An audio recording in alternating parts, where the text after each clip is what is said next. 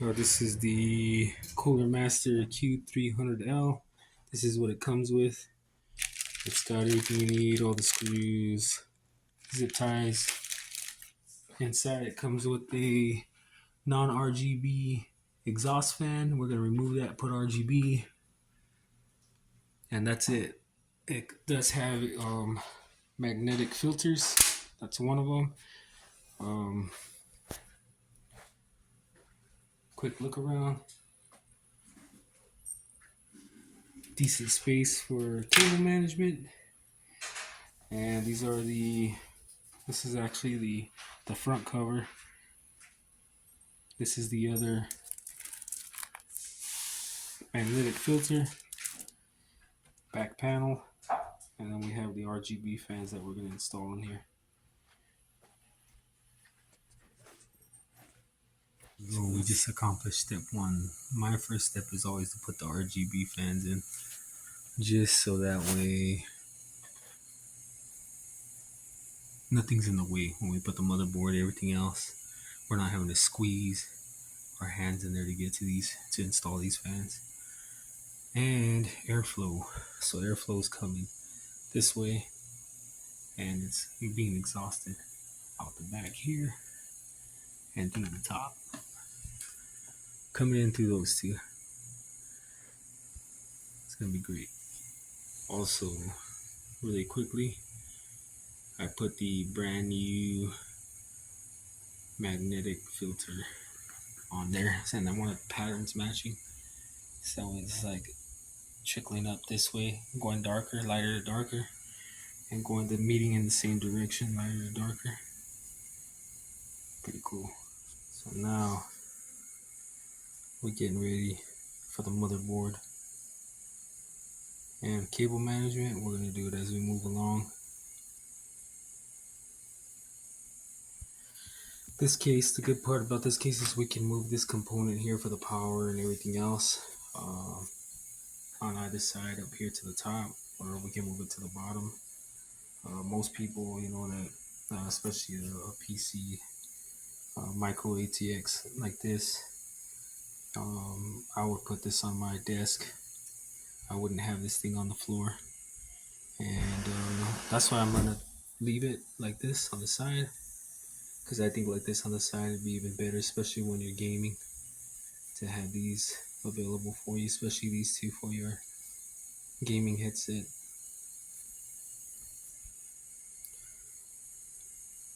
We'll see. So we're about to start motherboard installation. Prepping the motherboard. We're not going to be using any external SSDs or hard drives. Here's our M2 screw right here. The instructions for the motherboard if we need it, and our back plate. This is our motherboard. It's the ASRock B450.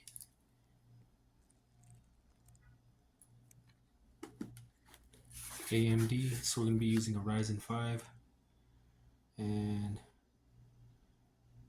we'll start with that, with the CPU installation. So on this one, the CPU socket, and you're going to see the triangle right there. That's the triangle that we have to align the CPU with the triangle on the CPU. And we can get that ready by opening this up. And let's start. Here's our CPU, a Ryzen 5 2600. No bent pins at all. So what you don't want to do is bend your pins or touch any of that. Very sensitive, you'll damage it if you bend any pins. All these gold pins. So like we said, we want to line those triangles up. And I already have this one positioned. You see the triangle right there on by my index finger. I'm going to pop that in. And you don't want to press it down, just line it up and let it drop down into place, and then you lock it in place. So let me do that. If you recall correctly, the triangle's lined up perfect. There we go. And all we gotta do is lock it in place by pushing this pin down here. You just pull it down and lock it in place, and that's it. So I've removed these placeholder brackets right here. for this AMD RAID style cooler. I know I didn't say that right at all. And I took off the thermal paste because I'm going to apply my own thermal paste on this one. It's going to be Corsair's high performance thermal paste kit. So let's do it. So there's the CPU cooler with the CPU and high performance thermal paste installed, and we plug it into the CPU header, and we're ready to go with the RAM next. I know I'm not showing every detail of the installation, just key important ones. Some of the ones I ain't showing, they're straightforward, like the fans, 4 screws in each fan. Make sure you look for the arrows on the fans for directional airflow. For the RAM, you just seat them in there and click them in place. Make sure they're the right kind of RAM. This is a DDR4, so we're going to be using DDR4 RAM. Here they are. And then we'll keep moving along. So most people I've been noticing that they've either drilled into that box for the fans, and I've discovered that that's bogus. Don't pull out a drill if you Google that box or that case. You're not going to need a drill if you use the right screws in the right holes. And most people they install on the motherboard on this box. I use this foam that it came with, and I put it directly on the table to put in the CPU cooler because the box has flex and the center is pushing in. It wasn't giving me the resistance I needed. And then the direction of the CPU cooler, because this is a micro ATX motherboard, I faced it away from the RAM to give the RAM sticks room. So I'm about to do that next, the RAM sticks. One thing I forgot to mention, this motherboard only supports a maximum of 32 gigabytes of RAM. We're installing 16, a set of 6 for 16 gigabytes. And you got to make sure that these pins line up. So one side of the pin, if you notice, is longer than the other, and you got to make sure it lines up there in the slot. Don't try to push it in there, you're gonna break something. Just be gentle, that's it. There it is. RAM is installed. CPU cooler installed. Next we're gonna go with our M2 SSD.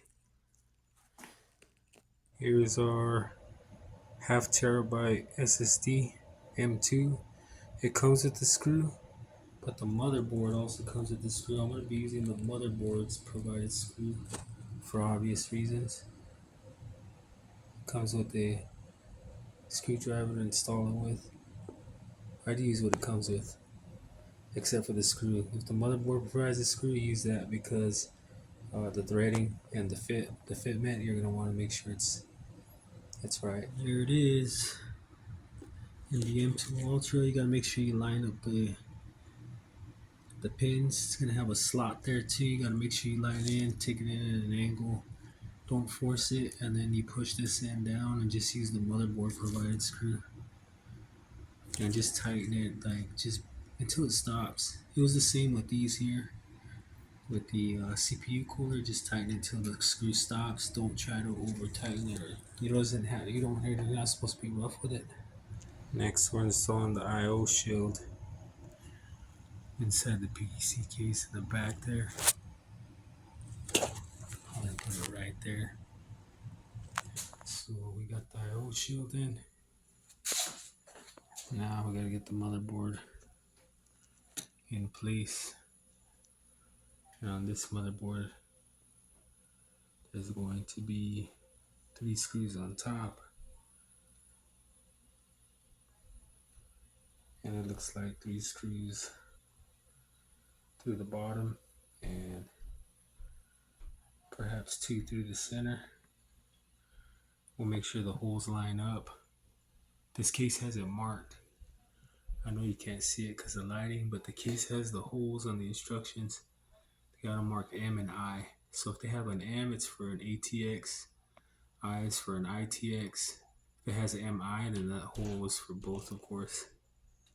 Something I wanted to point out when installing the motherboard. These are the instructions for the Masterbox Q300L by Cornermaster. When installing the motherboard here, you'll see each section is labeled motherboard. You're going to have to get the kit. It comes with the screws and everything, and get that done. There's going to be some fasteners you got to put in place. Then you seat the motherboard on that, and then you screw down the hex screws down on top of that.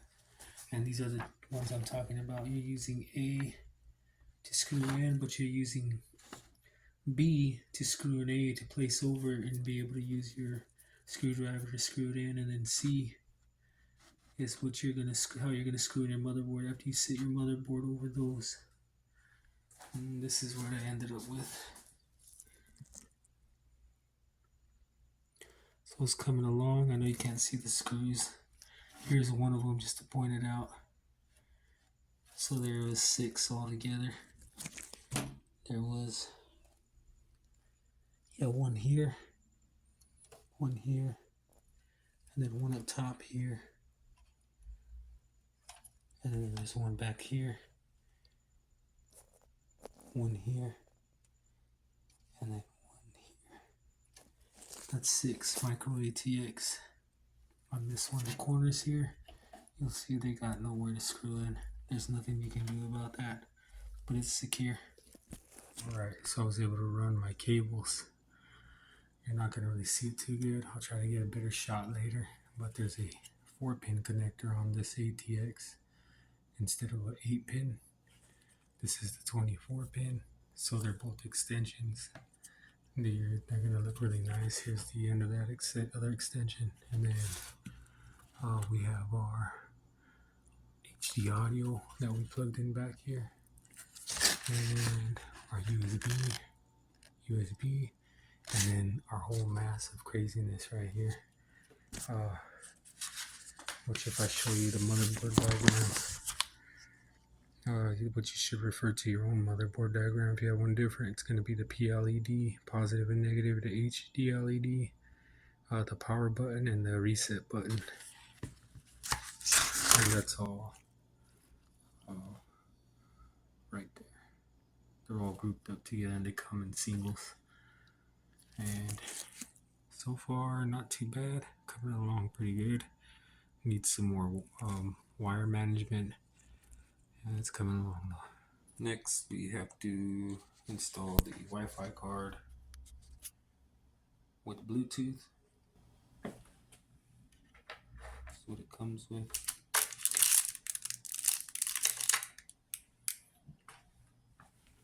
And that's going to go in the slot here. Alright, let's see what that looks like. Just installed the Wi-Fi card with Bluetooth. That's the Bluetooth connector, USB, Wi-Fi card, Wi-Fi antennas. Next is the EVGA 600 gold power supply. We're going to install that. Let's see how it goes. The Q300L box is cat approved. My cat. Is it approved? Yep, it's approved. Alright, so this case comes with a way to support your power supply. You gotta disconnect this here from behind. These are the attachment screws, and then I'm going to face the direction of the fan downward, because down here we have another magnetic filter, and I think it's better for this to pull air from under it and not from away from these other components pulling it downwards. But your preference depending on your setup. Alright, just installed the PSU, the EVGA 600 gold, 80 plus gold. Doing a little bit of cable management as we go. We're gonna fix this in a minute. And this is the rear of the case with the power supply. You'll see that it's in there real nice and good. It gets screwed on here and the fans are facing down. And if we move that, you'll see down here that we have our there you go. See that? So we have a magnetic filter down there, and it takes in air from down there. Next, we're going to install the graphics card. It's a XFX VR Ready RX 580. I already took these off here so we can fit it in there. And the graphics card plugs in right there.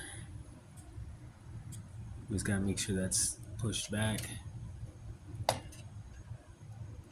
There we go. So when we click it in, it'll click in place.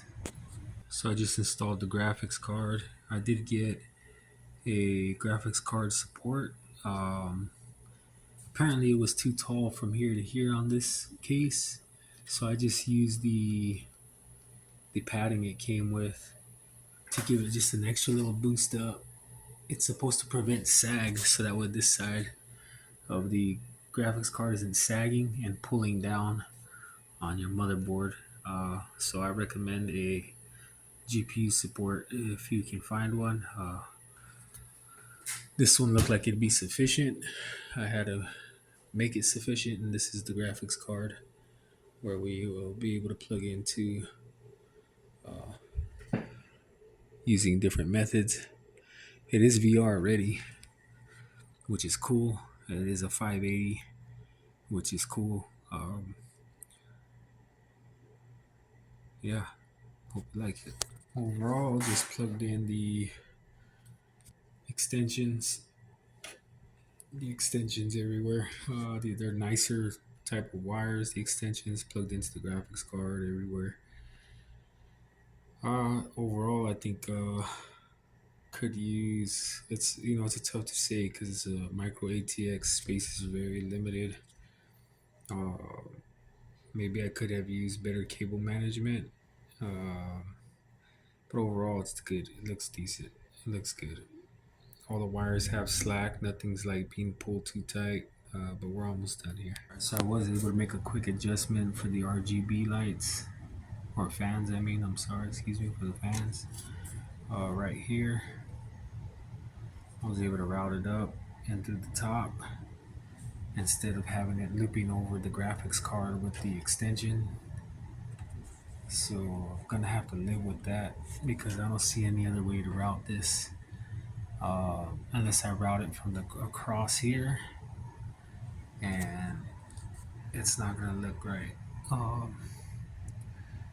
I mean, it could look okay, maybe, but it also could cause an issue. We'll see. I mean, I could give it a try, but we'll see. So here's the PC from behind. And here's the magnetic filter that's on the bottom. And I went ahead and put this back on there. So you're gonna have to, for this case, you have to push everything in alignment and screw it in at the same time. On these three layers, there's one, a layer between, which is your parts, and then this last one. So it's a little bit weird. So that's it for now. So here it is running nice and smooth. Yeah. So if you notice, I had to remove the fan up top. The fan up top was broken. What a shame. So I had to take it apart, remove the fan, redo the, make sure all the wiring was right, and then set it back up with the gaming mouse and keyboard from Corsair. And there's the BIOS for it.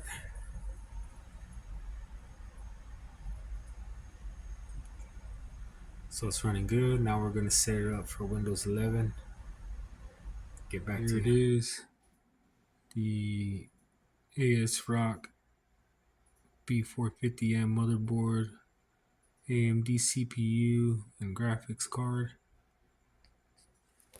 M2 SSD, and as much RGB as needed to make it look great. Nice extensions. And it's running. You can see here. All it really needed was 3 pieces of software. If we get the Intel driver and support assistant, the app shop